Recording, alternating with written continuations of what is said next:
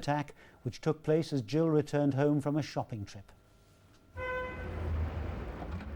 Police investigating Jill Dando's murder questioned her neighbours in Fulham, sorrowful and puzzled at her death. Detectives have now established Jill Dando left her fiancé's home in Chiswick at about 10 o'clock, went shopping in Hammersmith and parked outside her Fulham home at about 11:30. Apart from her scream, there was no indication she put up a struggle when attacked. She received one shot to the head at very close range. I can say that the weapon used was a 9mm semi-automatic firearm. That man then walked away from the scene. He was not wearing gloves, he was not masked, so other people may have seen him later on. And so it seems at least 7 witnesses describe seeing a similar man, smart, tall, white, aged 35 to 40, and carrying a mobile phone, both before and after the murder. An hour before, a window cleaner saw such a man walking up and down outside Jill Dando's house. Around the time she drove up, another sighting at the end of the road. Immediately after the attack, 2 people saw such a man walking and then running away on Gowan Avenue. Next, 2 more witnesses saw a man in a suit climbing over nearby railings leading to the River Thames. Last, a man fitting the description was seen sweating profusely at this bus stop on the Fulham Palace Road. I know there are more witnesses out there who would have seen this man fitting that description in Munster Road, in Gowan Avenue, following the escape. And they need to look at this person who is constantly carrying this mobile phone, wearing a suit. What did that man do afterwards? Has he been missing from work yesterday? Has he been missing from home? Did he return home in an agitated, sweating state? Somebody must know him. The police clearly feel it's an awful position to be in, appealing for information about the murder of someone who helped them bring so many criminals to book.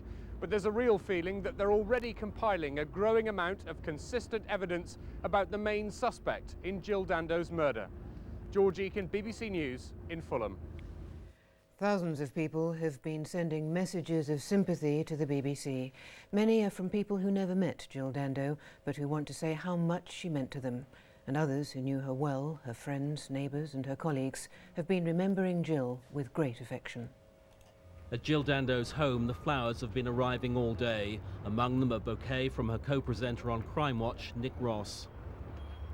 A television centre where she spent much of her professional life, a book of remembrance has been opened to enable colleagues and viewers to try to put into words their sense of loss.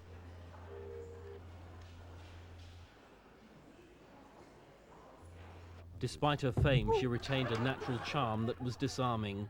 In the flood of tributes since her death, some of the most telling have been from the people who worked behind the scenes. And one thing I do remember about Jill was she always sat next to me, which any of the other presenters normally sit at the back. When she left Breakfast News, we both went to a health farm, which she treated me. We had a great time. And when she left the programme, she still came and see me. Used to come round to see me on a Friday morning, to see how things were, which was lovely. Her death has dominated the news. The front pages of today's papers, an accurate reflection of the country's sense of disbelief.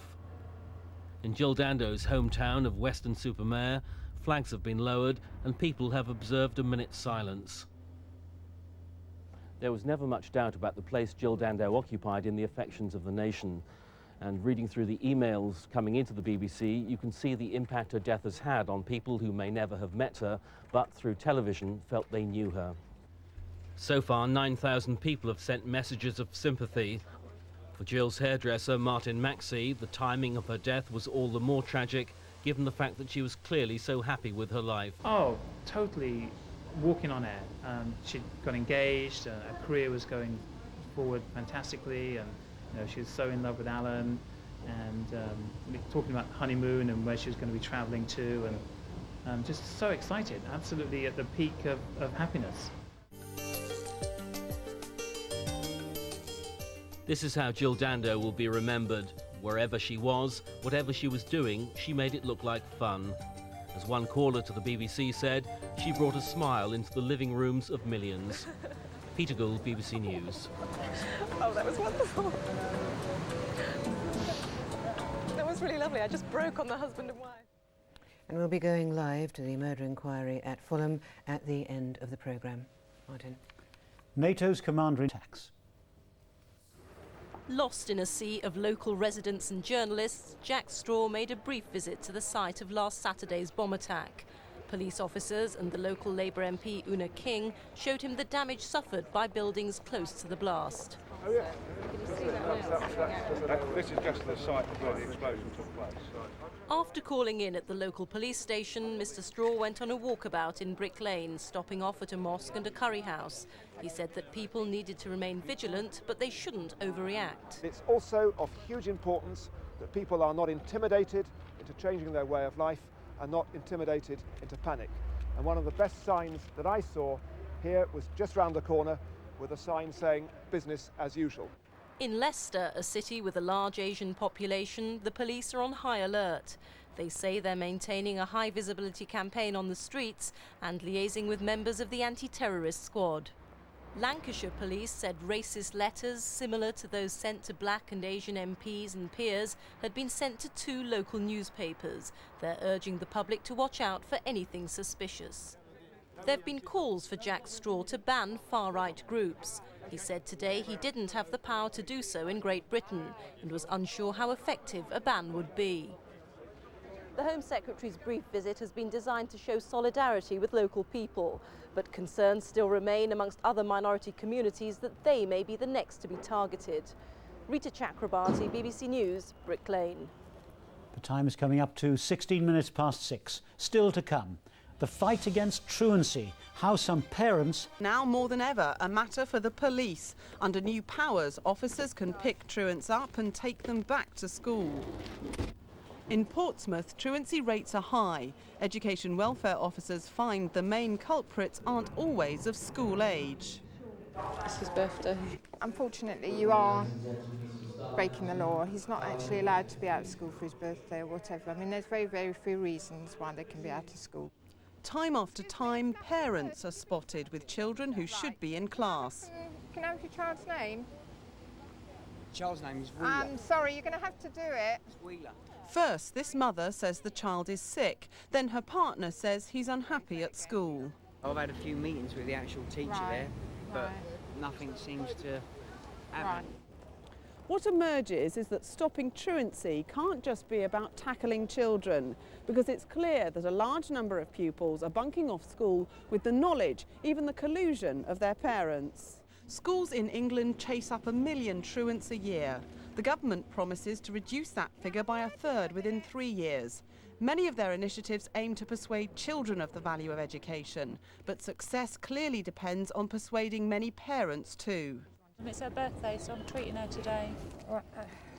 Well, I hate to tell you, but that's an illegal act. Oh, unbelievable, isn't it? Oh, unbelievable. Sue Littlemore, BBC News. The design of washing machines and flush... If Labour failed to secure an overall majority. But the Scottish Secretary Donald Dewar has categorically denied the existence of such a pact. Just over a week of campaigning to go, and the SNP's Alex Salmond is taking his message straight to the people. Annoyed about poor opinion polls and tabloid coverage, he says ordinary Scots are backing the Nationalists, just as Sean Connery has. The polls haven't been kind, but the streets are excellent, and Sean Connery was brilliant, and I think he gave us that star touch which our campaign needed, so as we could drive beyond the tabloid newspapers, or one of them in particular, and take our campaign direct to the people of Scotland. Unlike the Nationalists, Labour have kept their daily press conferences going. They were ambushed with a claim they'd entered a secret pact to form a Scottish Parliament coalition with the Lib Dems. I have no arrangements or agreements with the Liberal Democrats. I've conducted no discussions during this campaign with the Liberal Democrats, nor have I a standing agreement with them from which predates this campaign. The Liberal Democrats also deny any deal with Labour. They've been targeting health and what they say is a shortage of doctors and nurses. One of the other problems Labour has had is it's focused on waiting lists. You know, if you're waiting for a bus, it's far better that the bus comes along very quickly than the length of the queue. Well, that's why we're saying the real target must be to reduce waiting times. The Scottish Tories campaigning in Peterhead Fish Market claim they've found an issue which could unite the smaller parties against Labour. They'll urge the others to help them fight university tuition fees. This has been Labour's greatest betrayal of young people and their families, a £3,000 tax on learning, and we're producing a bill today to demonstrate our commitment to end this Labour betrayal. With 9 days to go, the party leaders have been taking their campaigns out and about in Scotland. The SNP have been here in Fife. And it's the performance of the SNP that's become one of the issues of the moment. Labour say the Nationalists have lost their way, while the SNP maintains Sean Connery has helped to put them back on track. Colin Blaine, BBC News, Dunfermline. And with just over a week to go before the Assembly elections in Wales, the political parties there today turned their attention to the economy. With recent heavy job losses and a reliance on overseas investment, the politicians are putting more emphasis on the importance of homegrown businesses. Campaigning in the South Wales valleys, where coal was once king and provided thousands of jobs. Alan Michael was today at Tower Colliery, Wales's last deep mine, promising that only a Labour-led Assembly could bring employment to what's still a very deprived part of the country. The good news is that we have had more gains than losses in the economy in Wales, and that's what we've got to keep up. That is why it's so important to invest in jobs, in training, in education for our young people. In recent years, high-profile, high-cost investment from overseas, like the LG plant in Newport, has been the source of many jobs in Wales. But the Welsh Conservatives, also campaigning in the valleys today, say more attention and cash should be focused on homegrown employment. Now what we have got to do with the regional development agencies throughout the rest of England is to make sure that those businesses that are already in Wales will be able to be given assistance and advice to grow. The Welsh economy is on a roller coaster. Along with the increased investment have come job losses. More than 200 were announced at ASW Steel in Cardiff yesterday. It's a reality which brought a scathing attack on Labour from the other parties in this election. The increase in unemployment in Wales was 6 times as high as the unemployment increase in Britain as a whole. In other words, Wales is suffering the brunt of this recession. We've got to build a more diverse economy, looking at innovation and technology. And all of the factors which we laid out in our 10-point plan for the economy are crucial to making sure that that mixed strategy is